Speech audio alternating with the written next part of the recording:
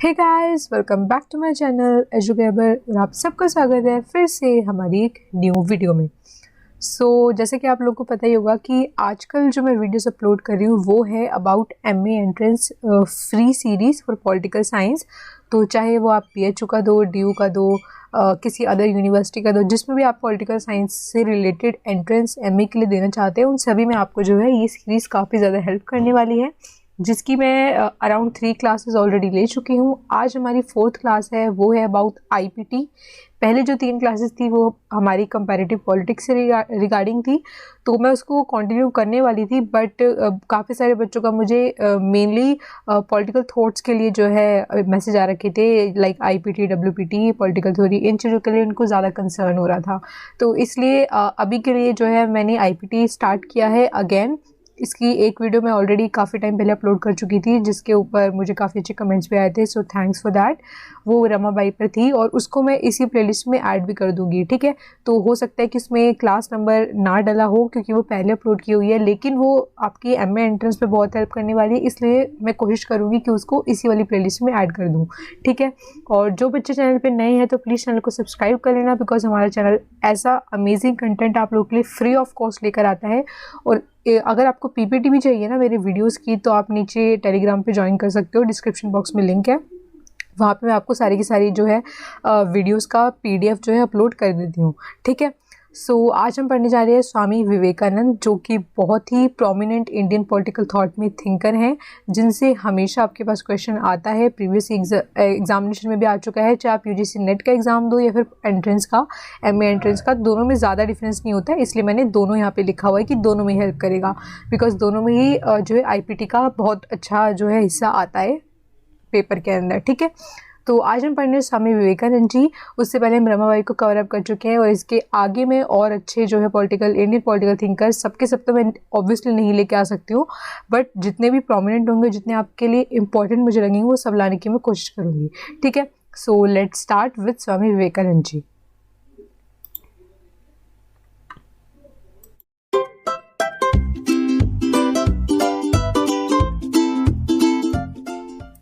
So before start, I would like to start with his famous thought, because इनके बहुत सारे thought है और इनके ऊपर इवन बुक्स इतनी लिखी हुई हैं कि आपको, आप जितनी इनकी थॉट्स पढ़ते रहोगे डिफरेंट जगहों पर, वो उतने ही आपको कम पड़ेंगे। इतने सारे इनके जो है इंस्पायरिंग थॉट इन्होंने दे रखे हैं। तो उनमें से एक छोटा सा मैंने यहाँ पे जस्ट एक आपके मोटिवेशन के लिए डाला है, ताकि आप उनकी एक जो छवि है उसको अपने दिमाग में बना सको कि उनका क्या स्थान रहा है इंडियन पॉलिटिकल थॉट के अंदर, वो कितना योगदान देते हैं हमारे देश के अंदर, ना सिर्फ हमारे देश के अंदर, पूरे वर्ल्ड में भी उनका काफ़ी ज़्यादा नाम था। इवन अमेरिका में भी उनका काफ़ी अच्छा खासा नाम था। उन्होंने वहाँ पर स्पीच दी थी, जिसके बाद उनके फेलोमेट्स और वहाँ का जो मीडिया था वो काफ़ी ज़्यादा इम्प्रेस हो गया था। स्वामी विवेकानंद जी का जो इन्फ्लुएंस है वो ना सिर्फ इंडिया पर है, बाकी ऑल ओवर द वर्ल्ड रहा है। तो इसलिए उनके इतने सारे अच्छी थिंकिंग और इतने अच्छे थॉट में से मैंने एक छोटा सा हिस्सा यहाँ पे डालने की कोशिश की है, ताकि आप लोग उनको स्टार्ट करने से पहले उनकी इम्पोर्टेंस को जो है समझ सकें, ठीक है। If I love myself despite my infinite faults, how can I hate anyone at the glimpse of a few faults?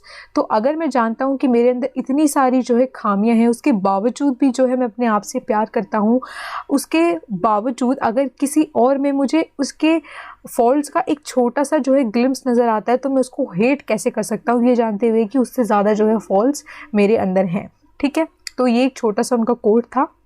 अब स्टार्ट करते हैं मेन थ्योरी को, ओके।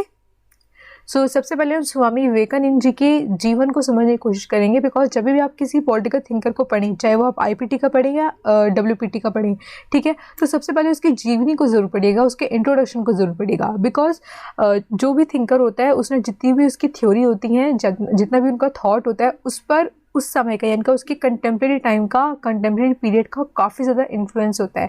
यानी कि उस टाइम में किस तरीके की कंडीशंस थी, किस तरीके की उनकी सराउंडिंग्स थी, उन्हीं का जो है इम्पैक्ट उनके पूरे के पूरी थ्योरी या फिर पूरे के पूरे उनके थॉट्स पर पड़ता है। तो प्लीज़ हर एक जो भी आप थॉट पढ़ेंगे, उस इंडियन पॉलिटिकल थिंकर या फिर वेस्टर्न पॉलिटिकल थिंकर के उस टाइम के इंट्रोडक्शन को ज़रूर पढ़िएगा, यानी कि जीवनी जिसको हम बोलते हैं, लाइफ स्केच भी बोल सकते हो, तो उसको ज़रूर पढ़ना। तो स्टार्ट करते हैं विवेकानंद से। Vivekananda pre monastic name was Narendranath Datta. Vivekananda का जो बचपन का नाम था वो क्या था? Narendranath Datta. He was born in upper caste Kayastha family of north Calcutta. ठीक है, तो ऐसा नहीं था कि वो किसी दलित या फिर किसी नीची जाति में पैदा हुए थे, उसके तभी उन्होंने लोगों की जो है परेशानी को समझा। वो एक काफ़ी अपर क्लास के अंदर पैदा हुए थे और उनका जो बचपन का नाम था वो नरेंद्रनाथ दत्ता था। उन्होंने बाद में जो है घर बार छोड़ दिया था, तभी उनको जो है जगह जगह घूमने से लोगों की समस्याओं के बारे में जानकारी हो पाई थी। After Ramakrishna's death he left the monastery and wander the country. जैसे कि मैंने आपको बताया कि वो अपना घर छोड़ चुके थे। उन्होंने अपने जो गुरु थे उनसे दीक्षा ली थी रामाकृष्णा। जब उनका डेथ हो गया तो उन्होंने जो है पूरी की पूरी कंट्री को घूमना शुरू कर दिया ताकि वो लोगों की समस्याओं को और बेहतर तरीके से जो है समझ सकें।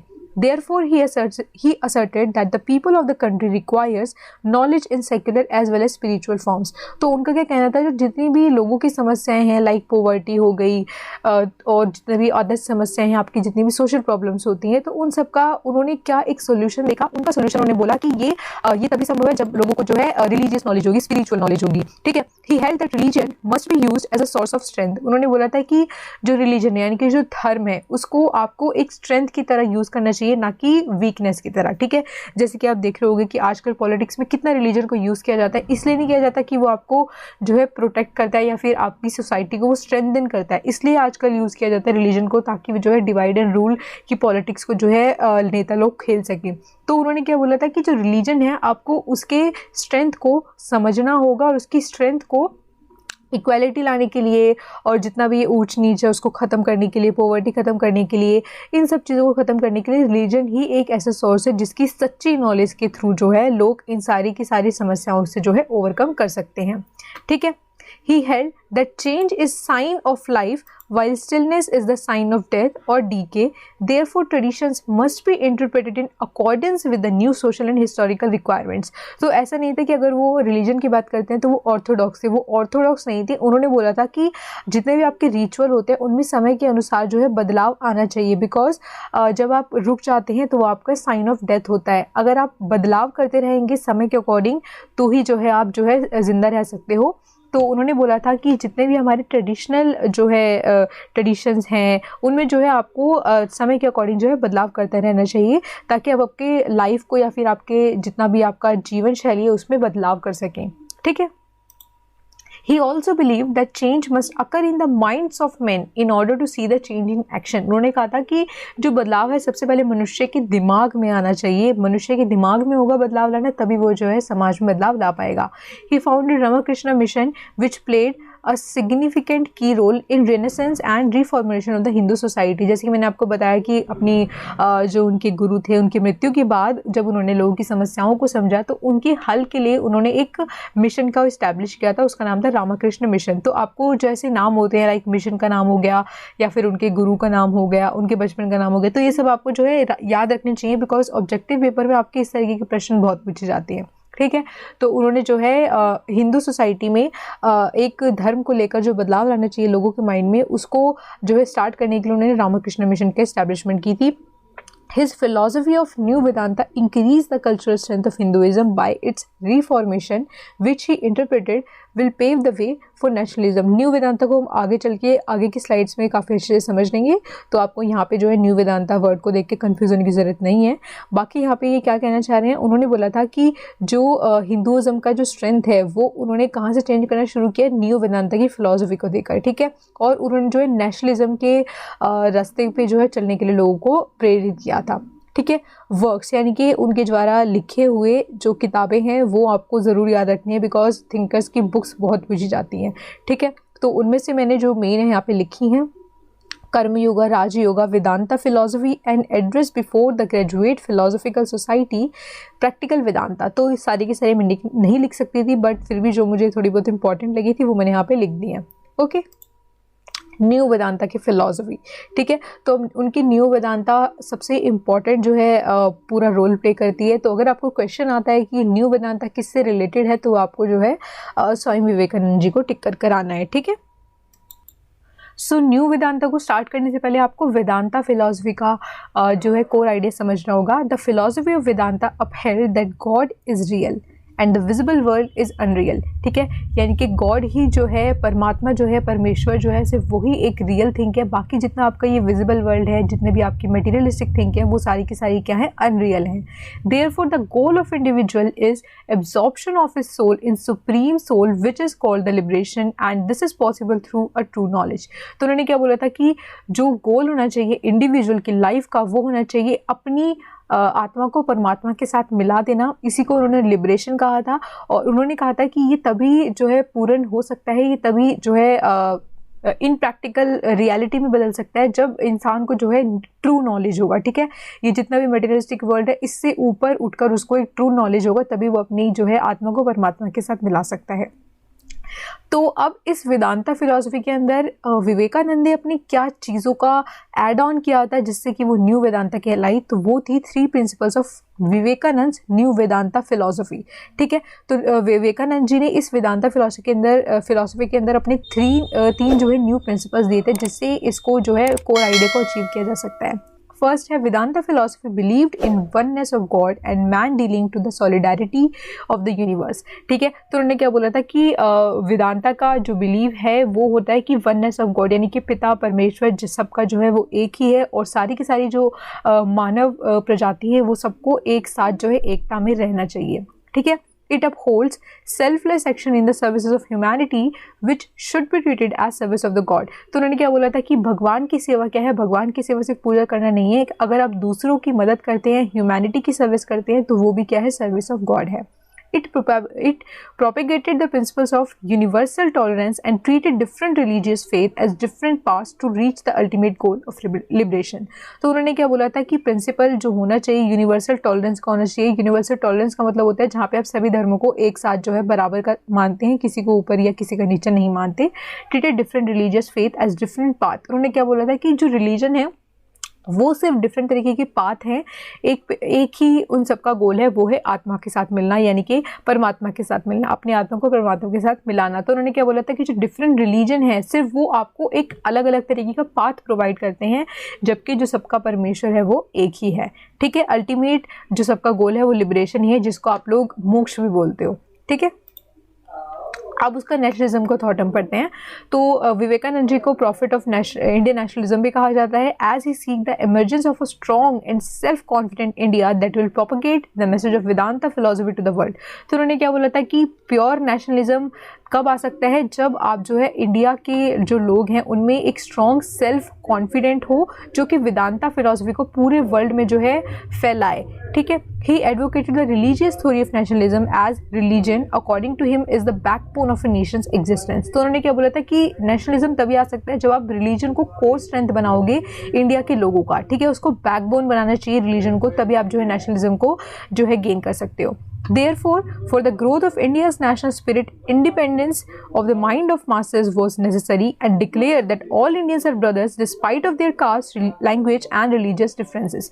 तो उन्होंने क्या बोला था कि जब लोगों के अंदर, लोगों की माइंड के अंदर ऐसी चीज़ आएगी कि हम जो है खून से एक जैसे हैं, हमारे जो रिलीजन कैसे भी हो, हमारी कास्ट जैसे भी हो, हम लोगों को एक साथ रहना है, एक साथ जो है मिलकर हिंदुस्तान को आज़ाद करवाना है। ठीक है, और वो यहाँ पर नेशनलिज्म पे इतना जोर क्यों दे रहे हैं, बिकॉज उस टाइम पे जो है ब्रिटिश राज था, तो इसलिए मैंने आपको बोला था कि आपको उस टाइम के सर्कमस्टांसेस को ज़रूर समझना चाहिए, तभी आप जो है थिंकर को और अच्छे से समझ पाएंगे।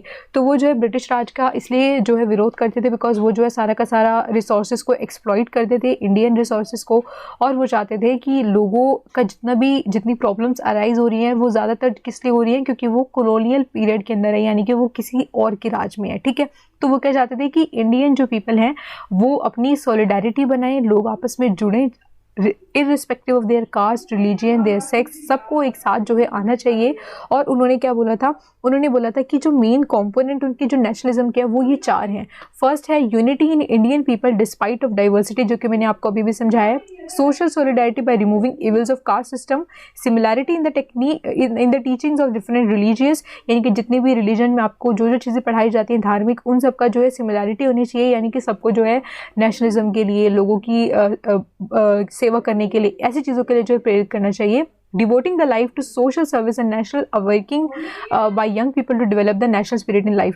जो यूथ है यानी कि जो यंग है उनको जो है अपनी लाइफ को दूसरों की सर्विस के लिए डिवोट करने के लिए उनको सिखाया जाना चाहिए, तभी जो है नेशनल स्पिरिट इंडिया के अंदर आ पाएगी। ठीक है, हिंदू कास्ट सिस्टम को वो 4 ऑर्डर में देखते हैं, जैसे कि जिसको हम वर्णाश्रम भी बोलते हैं, आपको सबको पता ही होगा, जिसमें कि जो ब्राह्मण होते हैं यानी कि जो सबसे ऊपर होते हैं उनको जो है नॉलेज के थ्रू जो है रिप्रेजेंट किया जाता है। जो क्षत्रिय होते हैं उनको जो है जो सोल्जर्स होते हैं उनको इस तरीके से जो है रिप्रेजेंट किया जाता है। जैसे कि जो ब्रह्मा होते हैं, अगर ब्रह्मा एक बॉडी हम मान ले तो जो उनका सर है वो जो है ब्राह्मण मान लिए जाते हैं, जो उनकी आर्म्स है यानी कि जो सोल्जर्स है उनको क्षत्रिय मान लिया जाता है, जो उनकी जांग है यानी कि जो कॉमर्स में या फिर जो बिजनेस में लगे हुए हैं उनको वैश्य मानते हैं, और जो उनकी फीट है उनको शूद्र माना जाता है। तो ये इस ट्राइंगल के थ्रू भी आप समझ सकते हो और ब्रह्मा की बॉडी के अकॉर्डिंग भी आप लोग समझ सकते हो। ठीक है, जिसमें सबसे टॉप पर आपके ब्राह्मण आते हैं और सबसे जो है नीचे उसमें आपके शूद्र आते हैं। ठीक है, तो इन चारों स्टेजेस को बताते हुए वो क्या आपको बताना चाहते हैं, वो बोलते हैं the ideal condition for society will be